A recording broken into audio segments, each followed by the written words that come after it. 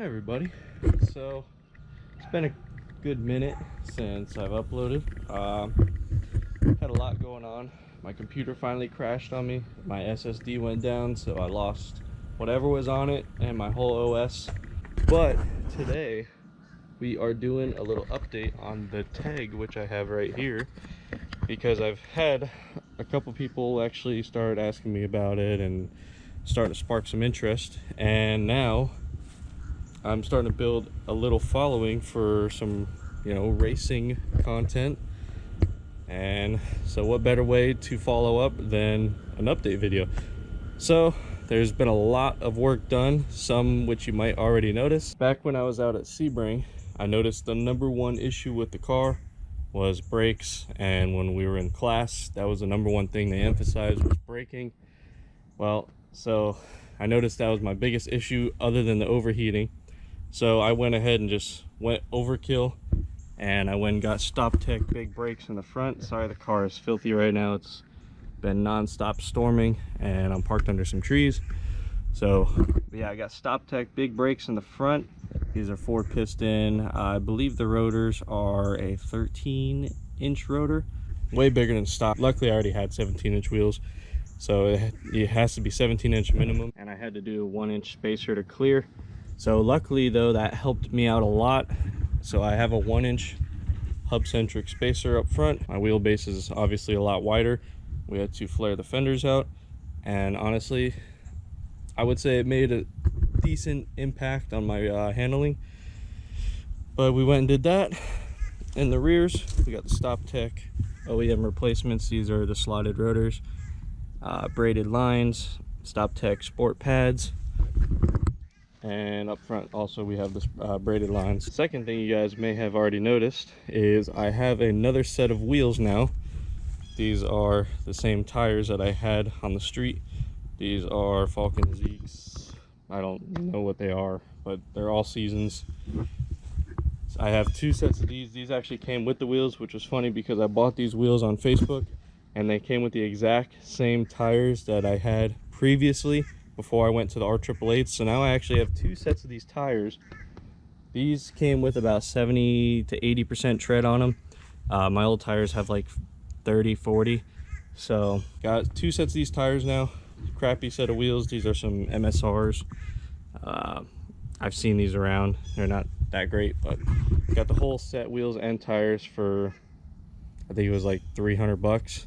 So I mean, you can't really beat that. And now I have my R888s on my nice BBS reps for the track, so I'm not tearing those up all the time on the street. Now moving on to the inside is where things start looking a little bit different than last time I even uploaded about this thing, which was at Sebring. And now we have the OMP RSPT2. So now I need to get me a harness and cage and whatnot. Got rid of the OEM cluster, and now I have a LG tablet running a Honda Dash software. So I'll actually kick that on for you guys, and while it's starting up, I'll keep going over some other stuff. But redid the switch panel, so all that changed a little bit. Got my emergency cutoff. Removed the AC completely, as you guys probably have noticed. Painted way more. And I know you guys are probably seeing this third pedal here. Finally, we are moving on to a manual transmission. I know the auto's still in here right now. I'm probably going to run it for another 2 months because I got a couple of track days coming up. Transmission's getting built now, and which I'll show you guys the parts I got. So this clutch pedal's actually been in here for a couple months, but I've been sourcing out some training parts because I got ripped off on a transmission. Okay, so now the dash is started up, and you can see all my gauges here. I have from RPM all the way to my air fuel ratio, boost, and intake air temps and whatnot. So it's also, I have auto dimming, and I have it all programmed to where it does everything on its own. All I do is turn my ignition on, and that comes on, does everything it has to do. Turn it off, it turns off. Moving on to the next thing. I don't know if I ever showed you guys, I got my battery relocated. Again, car is dirty. I have been driving it around a lot. And yeah, so moving away from the interior And now we're getting to the fun stuff that you guys like. All right, so as many of you may be able to tell already, a lot has changed under here. First thing being, ABS is gone completely, and now I have the 40/40 prop valve, all stainless braided lines. I am running modal 600-degree brake fluid, so now brake fluid should not boil and won't be having any of that as a problem anymore. Also changed up the turbo setup a little bit, got rid of that crappy AutoZone air filter that I've had on here for who knows how long, and finally got me an AEM dry flow coming off this 90 here, and definitely breathes a lot better now. Another big issue I had was cooling. Again, I was overheating really bad at Sebring, so when we took out the AC, that completely cleared the engine bay a lot more. So now I have a lot more airflow coming in. That automatically made a dramatic improvement. And then on top of that, I went and flushed my system out, changed the reservoir now that I have some space over here, and finally went and bought a SPAL fan. This is their biggest one. I believe it's the 40 amp, whatever model it is. It's a 12-inch. I had that cheap Chinese fan on here for the longest time, and that thing was just so bad. So now I finally got the SPAL fan, which honestly, when I keep that thing on for too long, like driving on the interstate or whatever, the car actually gets too cold and it goes below operating temperature, and then I end up having to kick it off. So better to be too cold than to be too hot. So definitely fix that issue, hopefully permanently. Next time we got Sebring, which is in like a month or so, we'll definitely find out. Now the power maker, as you can see right here, don't worry about that harness, I gotta lube it up still. But right here is my GM flex fuel sensor wired into my ECU, and now I am tuned on E85 and 93. So I still have the original 93 map in, and then additional E85 fuel maps. We actually tuned it on 55% ethanol because whatever pump I got ethanol out of, it only had 55% in it. So on the dyno, it made another 20 wheel, so it did 215 wheel with the auto tranny still. So granted, you put the you put like a GSR 5-speed in it, you're looking about 275 wheel. And then so we figured on full E85 we're probably looking another 10 horsepower, so 225 wheel. Right now it's actually on 75% ethanol, because that's what I got out of the pump last time. You can definitely feel it. And speaking of GSR tranny, let's go check out what I got in there. All right guys, so besides the 3 cans of E85 we have sitting here, we have some gear sets. This is the gear set that came out of the transmission I bought. As you can see, that gear right there is missing all the teeth. A couple gears here are chipped, and the final drive, which is gone because I sold the old diff out of it, the final drive had a chipped tooth on it too. This gear right here is completely tore up also, and the case had a puncture on that side and a tear on here. So we are welding the case back together and gonna sand it down, make it all fresh again. And I bought this tranny like this for $350. Yeah, they didn't know what the problem was. They said they got it and they were going to put it on an F series, which I found kind of odd, but it was going to cost too much. So it was already shady as it was. It was some Ricer kid, and there was a bunch of Ricer Civics outside and some shitty neighborhoods, so whatever, bought it anyways. So then I just a couple days ago picked up these GSR gear sets, and not only that, I also snagged from the same person this Quaife LSD, I believe that's how you say it. So all of this I got for dirt cheap, so I couldn't pass up the deal. And now I just got to fix the case, get it assembled, get the rest of the parts, and we will be ripping. So that's basically it. I got one last thing to show you guys on the TEG before I actually switch over to some car audio discussion and a little update on that too. But let's hit this last little exciting piece before we move on to that. Alright guys, so here's my setup and my sim setup, but what I'm here to show you is my new steering wheel. This is the OMP GT style steering wheel. I got some of my buttons and now I'm missing 2. I also have the button plate coming so I can label everything and whatnot, and then I gotta wire it all up. But so far I just want to throw this in there.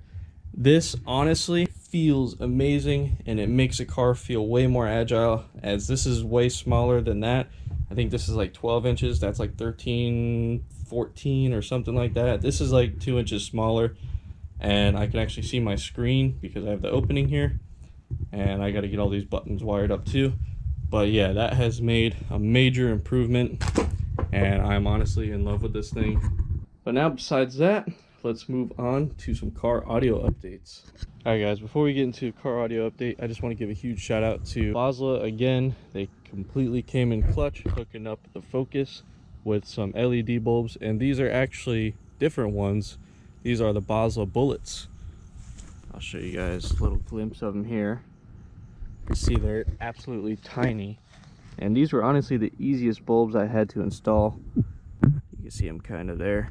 I'll throw up a picture right now, but as you can see, they're absolutely tiny, and for the size, they are definitely on my top 3 LED bulbs, because they are almost as bright as a Teg. I mean, not close, but almost there. Definitely brighter than my truck, and still nobody makes a bulb for my truck yet. Kind of surprising. But now on to the car audio updates. I'll show you guys here in a little bit what these look like at nighttime. So now we are getting back into it again. As you can see, there's a kind of a little glimpse of it right here. Kind of reminds you of my old car, but keeping the stock head unit. We have a line output converter. Haven't actually really done the build portion yet, just kind of started on the wiring and electrical and obviously stuff like this. But we're gonna move up to under the hood and show you guys what we got going on under there.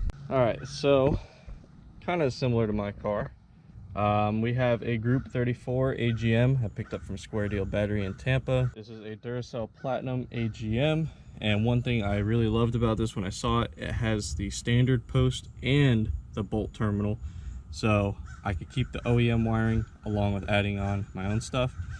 And we're running 4-gauge sky high, 200 amp fuse running back. This isn't really connected yet. I just have the fuse in to feed the voltmeter and whatnot. So sky high ground, replacing the OEM ground. Haven't done the big 3 yet. We're gonna see how the voltage comes out after everything is put in.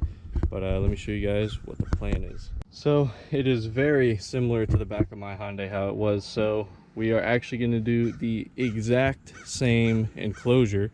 The dimensions might be slightly off, but we're using the same design, same tuning, same everything, and we're just putting another 15 in it. We're not going with PSI, but we have a Crescendo S1 for the amp power in it, so it is going to be a little more power. We're definitely should be a little bit louder than my setup was. Still got to do a ground back here, start making panels, floor, and trim everything off, and once we get the sub in, we'll get started on that.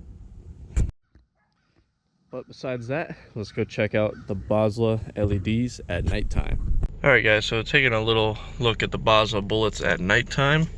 This is just low beam. So, I'll also get out and just show you guys. That's, I would say a good 40 feet away from us right now, 50 to the tree line. And you can see these things are insanely bright just for the size of that bulb. It impressed me honestly when I saw how small they were and I saw how bright they came out to be. Now all we need is high beams, because honestly in this car high beam doesn't even make a difference anymore. So all it does is shoot a little light up top and out to the sides, but you can't really tell when you have the headlights on. But other than that, that's it. Alright guys, so there you have it. Little bit of an update video, mainly on the Teg. So again, stay tuned, lots more coming, and I am going to start doing some simulation videos. I know those actually have a decent demographic because it's still kind of in the gaming category, but it does apply to what I am doing, and it does help me a lot. So stay tuned for that. Stay tuned for Sebring coming up, and stay tuned just for some ripping videos and updates on that as we get it going. But other than that guys, I hope you guys enjoy. Get ready for some more content, and I will catch you guys on the flip side.